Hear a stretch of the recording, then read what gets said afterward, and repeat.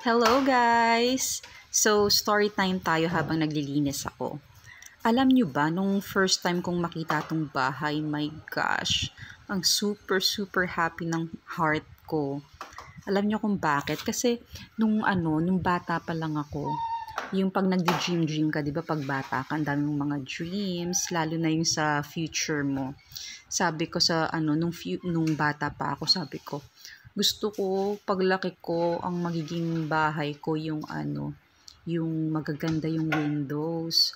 Kahit hindi ganito kalaki, kahit half lang yan, basta sliding, ganun. Tapos, gusto ko rin yung mga magagandang lights sa bahay. Not necessarily na yung super bonggang chandelier ha. Simple na tao lang naman ako. Kaya yung mga gusto ko din is yung simple but unique na lamps. Tapos, isa pa, ito talaga, gusto ko yung mga hindi nakikita yung wires sa loob ng bahay.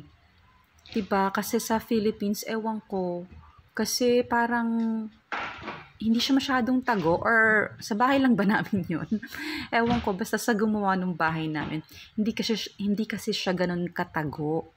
So, here talaga, makikita mo, pag nakita mo yung buong bahay, hindi mo alam kung nasaan yung switch, hindi mo makikita kung nasaan yung mga cables ng ganito, ganyan. So, nung una kong makita tong house, oh my gosh, sabi ko, super happy ko talaga. Alam mo yun, alam ko madami pang mas magagandang bahay at mas malalaking bahay kaysa dito sa amin. But, this is really beyond my expectations na eh. Tsaka kasi, yung pinaka masarap sa feeling dito is, ito is fruit of labor talaga ng husband ko.